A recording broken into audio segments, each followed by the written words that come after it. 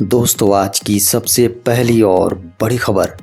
झारखंड के शिक्षा मंत्री श्री जगन्नाथ महतो ने कहा, 9वीं कक्षा से ऊपर के सभी छात्रों को मिले लैपटॉप। दोस्तों, झारखंड में सभी तरह के शिक्षण संस्थानों को कोरोना के कारण बंद कर दिया गया है।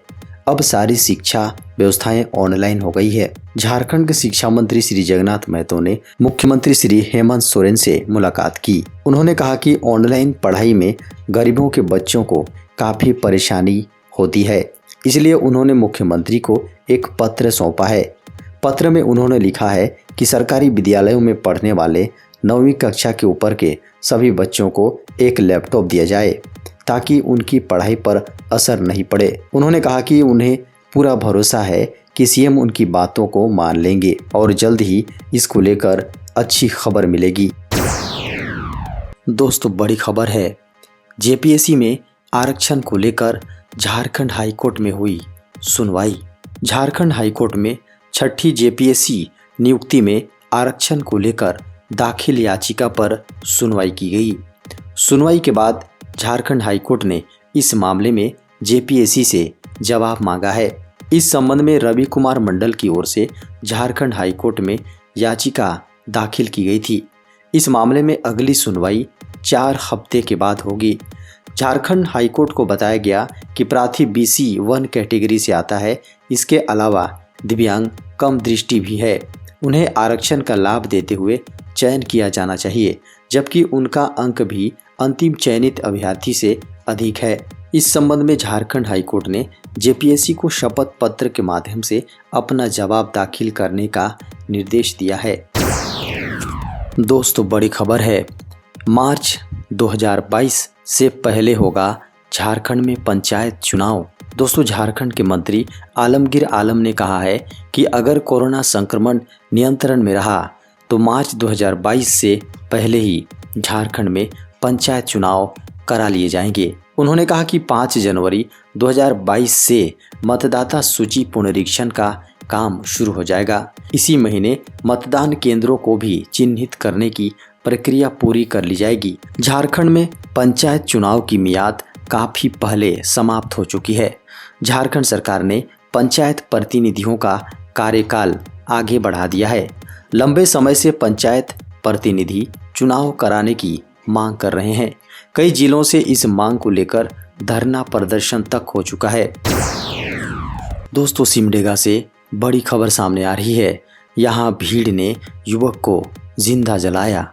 दोस्तों, सिमडेगा जिले के कोलेबिरा थाना अंतर्गत जनजातीय पहुल बेसराजारा गांव में मंगलवार को मॉब लिंचिंग की एक दर्दनाक घटना हुई है। यहाँ उत्तेजित ग्रामीणों की भीड़ ने एक युवक की बुरी तरह पिटाई करने के बाद उसे जिंदा जला दिया। मारे गए युवक इसी इलाके का रहने वाला था।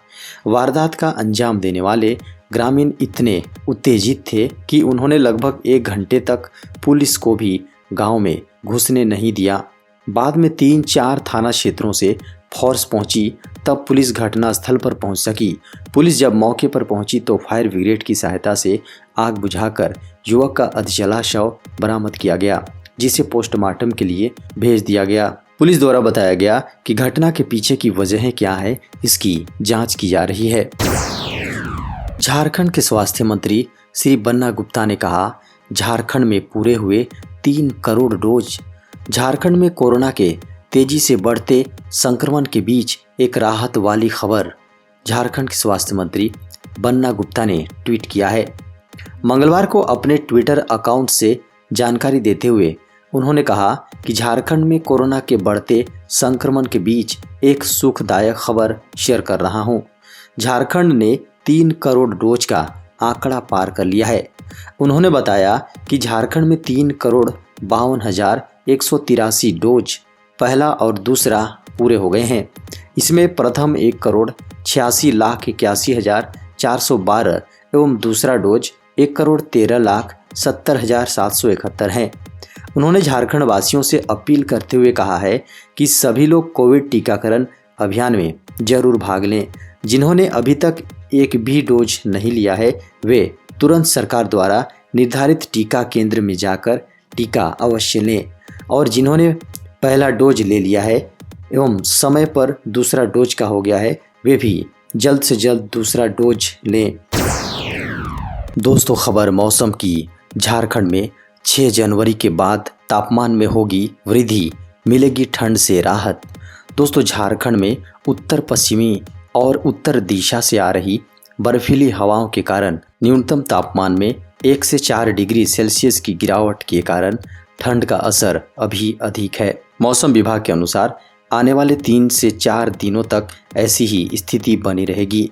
न्यूनतम तापमान में बदलाव नहीं होने के कारण से दिन और रात में ठंड की स्थिति कायम रहेगी। झारखंड में 6 जनवरी से आसमान में बादल छाएंगे। मौसम में बदलाव पश्चिमी विक्षोभ के प्रभाव से होगा। आसमान में बादल छाने के बाद न्यूनतम तापमान में वृद्धि होगी। इससे ठंड में कमी आएगी और आम जन को कनकनी से राहत मिलेगी। झारखंड में 14 जनवरी तक वर्चुअल मोड में चलेगा न्यायालयों में मुकदमों की सुनवाई। कोरोना के बढ़ते प्रकोप से वकीलों और न्यायिक पदाधिकारियों को बचाने के लिए झारखंड के अदालतों में मुकदमों की सुनवाई वापस वर्चुअल तरीके से होगी। इस बीच न्यायिक कार्य बाधित न हो, इसके लिए झारखंड हाईकोर्ट के रजिस्ट्रार जनरल ने आदेश जारी कर झारखंड की सभी अदालतों में 14 जनवरी तक वर्चुअल मोड में सुनवाई जारी रहेगी। वहीं रांची सिविल कोर्ट के न्यायिक पदाधिकारी एवं अधिवक्ता भी कोरोना संक्रमण की चपेट में आ चुके हैं, जिसके बाद रांची जिला bar association Ranchi civil court में ऑनलाइन माध्यम से मामलों की सुनवाई के लिए 3 जनवरी को न्यायिक पदाधिकारी से आग्रह किया था। झारखंड में 1700 एएसआई को एसआई रैंक में मिलेगी प्रोन्नति। झारखंड के 1700 एएसआई की एसआई रैंक में प्रोन्नति दी जाएगी। खबरों को माने तो मंगलवार को इसको लेकर झारखंड पुलिस मुख्यालय ने एक बार फिर झारखंड के सभी जिलों से राय मांगा है। बताया गया है कि साल 2016 के बाद किसी भी एएसआई को इस एसआई रैंक में प्रोन्नति नहीं मिली है।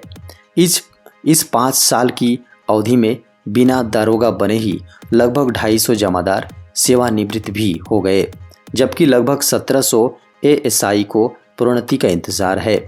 ये एएसआई 35 से 37 वर्ष तक की ड्यूटी पूरी कर चुके हैं, लेकिन प्रोन्नति नहीं होने से दारोगा नहीं बन पा रहे हैं, जबकि दूसरे राज्यों में इनसे जूनियर भी दारोगा बन चुके हैं। दोस्तों बड़ी खबर है, देश में बीते 24 घंटे में सामने आए कोरोना के 37,379 नए मामले। दोस्तों बीते 24 घंटे में कोरोना के 37,379 नए मामले सामने आए हैं। कोरोना से 24 घंटे में 124 मरीजों की मौत के मामले भी सामने आए हैं। इसी के साथ देश में कुल कोरोना के संक्रमित सक्रिय मरीजों की संख्या 1,71,830 पहुंच गई है। कोरोना से अब तक देश में कुल 4,82,017 मौतें हुई हैं।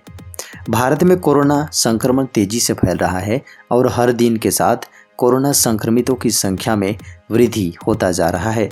देश के कई नेता और मंत्री कोरोना की चपेट में हैं। अभी कुछ दिन पहले खबर आई थी कि महाराष्ट्र के 10 मंत्री और 20 विधायक कोरोना से संक्रमित पाए गए थे।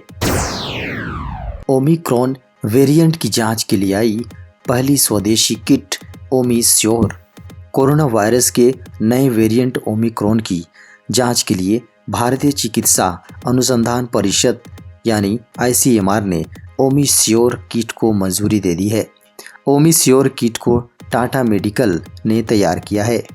बताया जा रहा है कि आईसीएमआर की ओर से Tata medical and diagnostics limited की आरटी-पीसीआर ओमिस्योर को बीते 30 दिसंबर को ही मंजूरी मिल गई थी, लेकिन इसकी जानकारी मंगलवार को सामने आई है। ओमिस्योर टेस्ट किट अन्य आरटी-पीसीआर टेस्ट किट के जैसे ही काम करेगी। इस किट से जांच के लिए भी नाक या मुंह से स्वाब लिया जाएगा, फिर केवल 10 से 15 मिनट में जांच की फाइनल रिपोर्ट सामने आएगी, जैसा कि अन्य आरटी-पीसीआर टेस्ट में होता है। ओमिस्योर से जांच का तरीका अन्य आरटी-पीसीआर टेस्ट से कुछ भी अलग नहीं होगा। इससे पहले देश में ओमिक्रॉन वेरिएंट से संक्रमण की जांच के लिए अमेरिकी कंपनी थर्मो फिशर की मल्टीप्लेक्स किट का इस्तेमाल हो रहा था, जो कि थोड़ी महंगी भी थी। इसकी कीमत 240 रुपये है। दोस्तों, बड़ी खबर है, झारखंड आने वाले यात्रियों के लिए नई गाइडलाइंस जारी। कोरोना के तेजी से बढ़ते मामलों को देखते हुए देश के अधिकतर राज्यों में पाबंदियों का ऐलान किया गया है। इन सबके बीच झारखंड में प्रवेश करने वाले लोगों के लिए गाइडलाइंस जारी की गई है। झारखंड की राजधानी रांची एयरपोर्ट की ओर से बताया गया कि झारखंड आने वाले सभी यात्रियों को एयरपोर्ट पर पहुंचने पर निःशुल्क कोविड-19 जांच करानी होगी। अगर कोई यात्री 72 घंटे के अंदर की RT-PCR नेगेटिव रिपोर्ट या वैक्सीन की दोनों डोज का प्रमाण पत्र ले जा रहा है तो उसे एयरपोर्ट पर RT-PCR जांच से छूट दी जाएगी। झारखंड में कोरोना के मामलों में हो रही वृद्धि को देखते हुए राज्य सरकार ने सोमवार को महामारी संबंधी संबंधी प्रतिबंधों को दोबारा लागू करने का फैसला लिया और 15 जनवरी तक सभी शैक्षणिक संस्थानों और पर्यटन स्थलों को बंद कर दिया गया है। इसके अलावा कार्यालयों में कर्मचारियों की उपस्थिति को 50% पर सीमित करने का निर्देश दिया गया है। मुख्यमंत्री हेमंत सोरेन की अध्यक्षता में हुई वरिष्ठ अधिकारियों की बैठक के बाद इसकी घोषणा की गई है।